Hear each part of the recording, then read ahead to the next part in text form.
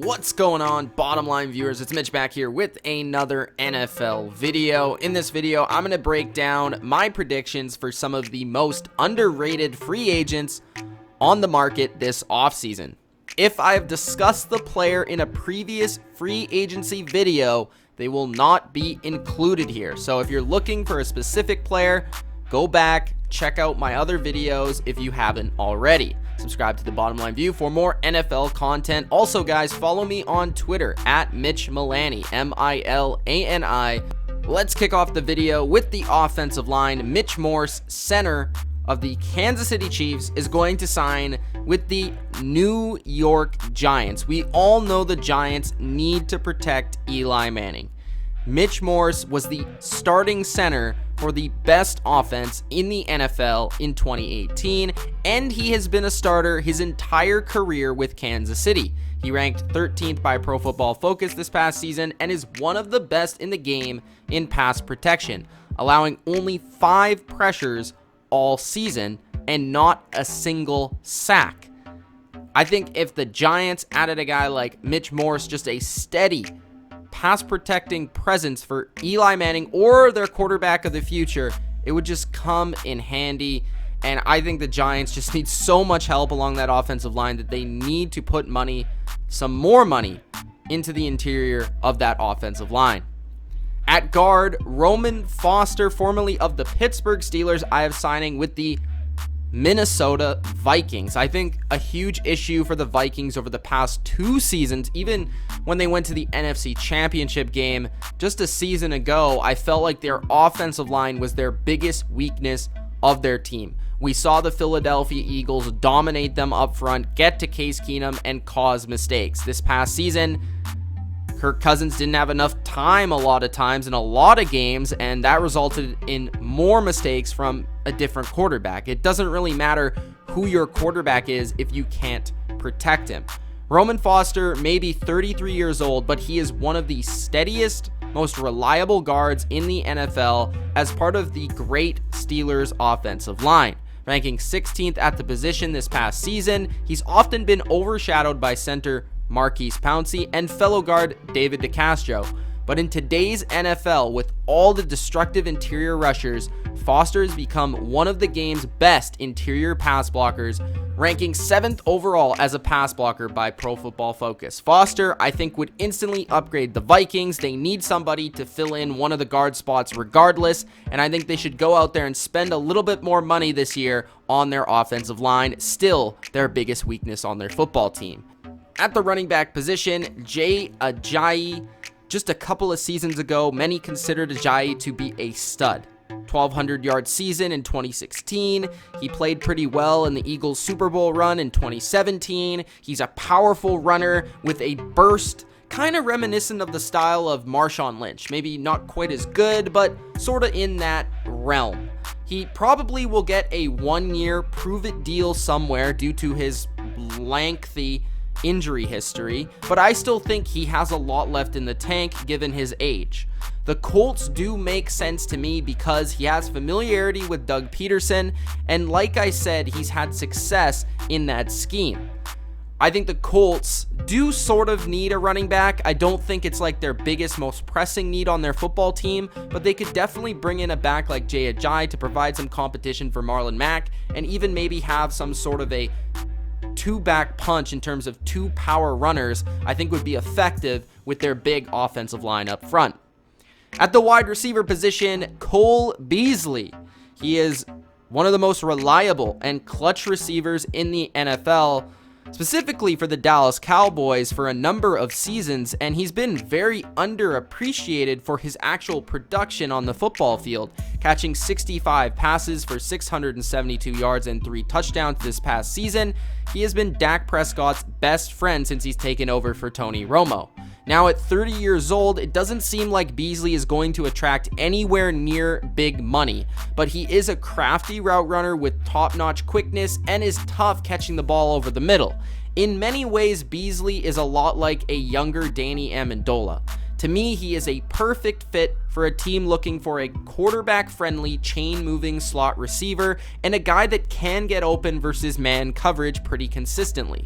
Now, I do have him signing with the New England Patriots just for fun because, let's be honest, wouldn't that just be perfect? Cole Beasley signing with the New England Patriots, it just makes so much sense. I don't really think that's going to happen. He probably re-signs with the Cowboys, but hey, why not? Beasley to the Patriots. Chris Conley, I have signing with the Chicago Bears. Conley, I think, has been overshadowed in the Chiefs' offense. There are not many receivers with his measurables out there, just in general across the NFL. A 4.35 40-yard dash and the best vertical and broad jump among his draft class. Chris isn't just an athlete, but he actually is pretty good in terms of his awareness in a scramble drill situation, which I think would fit Mitch Trubisky quite well. He's a big outside target who can go up and get it in the red zone. I think the Bears are sort of missing that type of player outside of Allen Robinson. Matt Nagy was the Chiefs offensive coordinator, and I think he would bring Chris Conley, knowing his skill set, to the Bears. They do need another receiver, and I think he would be a perfect fit, which wouldn't cost them too much money. Tyler Eifert, tight end to the Denver Broncos. Now, the Broncos, maybe they don't spend money on a tight end, but I don't think they'll have to spend much on Tyler Eifert because he's often injured, but the plus side is he's very talented, and I think this is a low risk, potentially high ceiling option for the entire NFL out there if you're looking for a tight end, because Tyler Eifert, he will be a cheap option for whichever team is looking for a motivated tight end who has a high ceiling. I don't think there's anything negative about going out and signing Tyler Eifert. He will come super cheap because of his injury history, and trust me, it's a pretty big reason to be concerned. But if he can somehow stay healthy, you have a top 10 tight end in the sport for at least a short period of time. So Eifert to Broncos makes a lot of sense because the Broncos, I mean, is Jake Butt really the answer? I don't think so. So I'm going to go Tyler Eifert as the new tight end of the Denver Broncos. Austin Severian Jenkins is another tight end I really like. I've been a member of the ASJ fan club for a little bit now, and just 2 seasons ago, it looked as if he had his career turned around with the New York Jets, catching 50 passes that season. Last year, he played with the black hole of Blake Bortles, so I really kind of crossed that out. I think this guy is talented as a receiver. He has a good combo of size, speed, and athleticism. He's going to be a cheap option because he didn't have elite numbers this past season, and he's kind of a borderline number 1, elite number 2 option at the tight end position. I have him signing as a starter for the Buffalo Bills because they're in desperate need of an option to just kind of be a safety blanket for Josh Allen. Like, they got rid of Charles Clay. He wasn't playing very well at the end of the day for the Buffalo Bills, so that move made sense. But they need a guy to replace him, and I think Jenkins is a good receiving option for them to go to. On the defensive side of the football, we start off with the interior defensive linemen, the run stuffers, the big boys. I have Mike Pannell of the New York Jets signing with the Denver Broncos. Bringing up the Broncos once again, I think Pannell is a great match for the Vic Fangio sort of 3-4 base defense. He is absolutely massive. He is a nose tackle type of player, 330 pounds. He demands 2 blockers and is a run stuffing extraordinaire.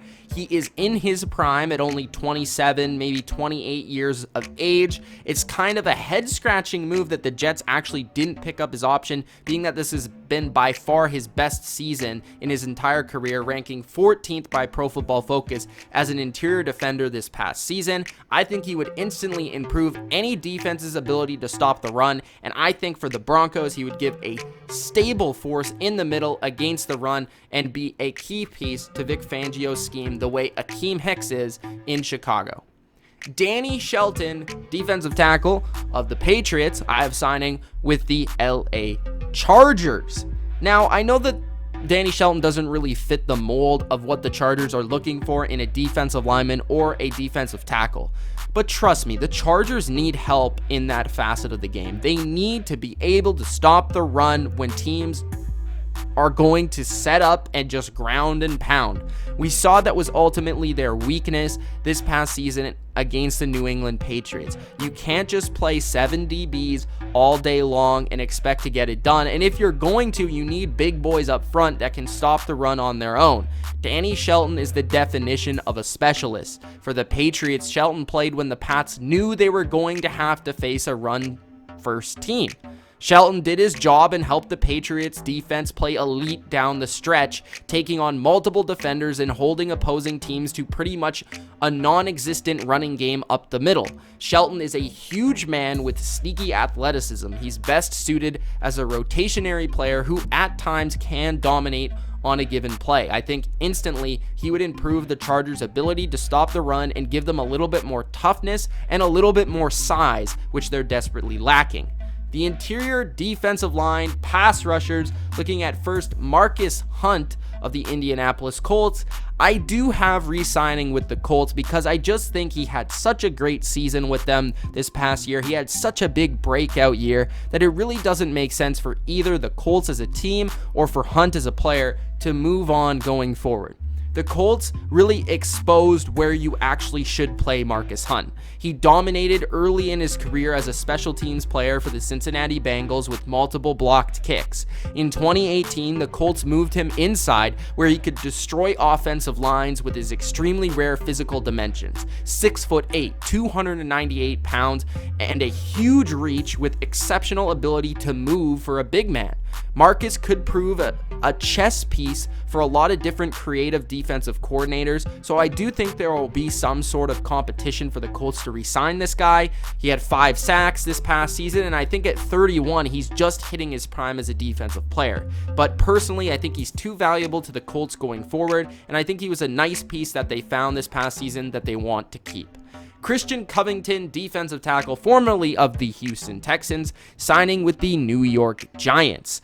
Another big dude in the middle who is more of a 3-4 base scheme guy than a 4-3 guy, which I think when you look at what the Giants do defensively, it makes a lot of sense for them to upgrade their interior defensive line. Covington could definitely start on their team, and I think would provide a nice young piece going forward for them. He's 25 years old. Like I said, he still has a lot of potential moving forward, and it means that, yeah, they're going to sign a guy, maybe be a little bit more competitive. We know the Giants aren't really a team that are looking to win the Super Bowl this year with their whole situation at quarterback, but Covington could provide, if they give him a 3-year contract or so, a player that's a starter for those years and moving forward in his prime, and we'll see what sort of potential on sort of a low-term contract you can get out of a guy who had his best season of his career this past season with the Texans, 3.5 sacks in 12 games, and he isn't ideal as an every down starter, but I think for a team like the Giants in that sort of scheme, he would fit best. He ranked 44th by Pro Football Focus, so that's not all that bad, and I think he would be a nice fit for the Giants' defensive scheme. Does nobody actually realize that the guy that's ranked 33rd all-time in sacks is in free agency? Cameron Wake has consistently been one of the best pass rushers in the NFL for the past decade. He still is, too. Even at 37 years old, 6 sacks in 14 games is pretty impressive before going down with an injury. He ranked 15th among edge rushers by Pro Football Focus, and I think he would be a perfect fit for a contender looking for a situational pass rusher. Absolutely perfect. He can still fly off the edge, get in a quarterback's face, and trust me, as a Pats fan, he has been one of the only players who has tormented Tom Brady throughout the course of his career. Now, I think Camway could go to a variety of places, and I do think there'll be some sort of market for him as a guy that could compare to a Julius Peppers in the last couple of years of his career as well. But I do believe that Wake just has too much love for Miami to go anywhere else, so I believe he will re-sign with the Dolphins, even though I would love to see him on a team with a little bit more ability to make a run in the playoffs. Alex Okafor, Saints defensive end, I have signing with the Oakland Raiders. In a league where teams are always in need of pass rushers, Okafor should get a lot of attention. He is still young at 28 years old and provides plenty of experience playing in 2 completely different schemes in New Orleans and Arizona, and providing that he can be a good player in both of those schemes. With the Saints, he has had a pretty good run, totaling 8.5 sacks in 26 games. Okafor is ideal, in my opinion, opinion, for more of a 4-3 attacking kind of scheme off the edge, ranking 43rd by Pro Football Focus in 2018. I think he could probably be the best fit to beef up a rotation as a number 3 pass rusher.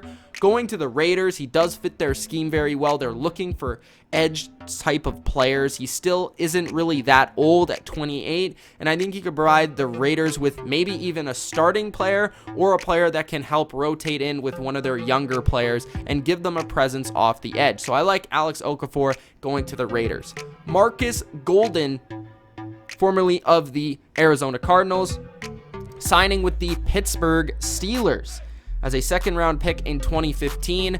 Golden blew up 12.5 sacks in 2016, but the problem is that injuries have derailed him. He's appeared in just 15 games over the past 2 seasons and notched just 2.5 sacks in that time, but he's still only 27. Because of his inconsistency and his injury history, I don't think he's going to be landing a big deal whatsoever. So I could potentially see a team like the Steelers, not a lot of salary cap, but in need of an edge rusher, looking at a guy like Marcus and potentially giving him a 1-year prove-it deal. He's a big, powerful rusher with a good burst off the line. I'd like to see how he plays in a little bit of a different scheme outside of Arizona, and I think Pittsburgh would be a nice fit on the other side of TJ Watt, giving him an opportunity to shine once again. The hybrid linebacker here that I want to touch on is Shaq Barrett, because I've been a huge Shaq Barrett guy for my entire life right now when he's been in the NFL. He's the type of under-the-radar edge defender that I really like. He has lots of versatility. He's kind of a hybrid between a middle linebacker and outside linebacker who has done seemingly everything for the Broncos over the past few years, whether that's covering a running back, a tight end, rushing the quarterback. You get what I mean. He's been an unsung hero of sorts for the Broncos. Barrett actually ranked pretty impressively by Pro Football Focus this past season at 21 for his position, despite being a backup in Denver. To me, he is a Patriot, and it's written all over him. I know the Patriots appreciate him from their past battles against the Broncos in the playoffs, and I would love to see him in a Patriots uniform as a player that would fit their versatility and seemingly amoeba defense that they love to run. At the safety position, Clinton Dix. I always just find that funny, just that name to say. I don't really know how to properly announce it. Is it How do you properly say it? I don't know. There are a lot of safeties out in free agency, and is being a bit slept on right now, in my opinion. That's why I have him on the underrated list, because there's so many different safeties in free agency. He ranked 17th by Pro Football Focus, still proving he's one of the elite safeties in the league. His talent hasn't really gone anywhere. He's a great ball hawk. He's very intelligent, and he's really, really good in zone coverage. I think this all fits the Carolina Panthers. They're looking for a safety to play across from Eric Reid, and I think it makes a lot of sense. He's a contrast in a style from Eric Reid. Reid is more of a in-box safety. Is more of a free safety type, and I think that would form a nice safety combination for Carolina. Trey Boston, I have signing with the Green Bay Packers. Now, I have been a huge Trey Boston guy.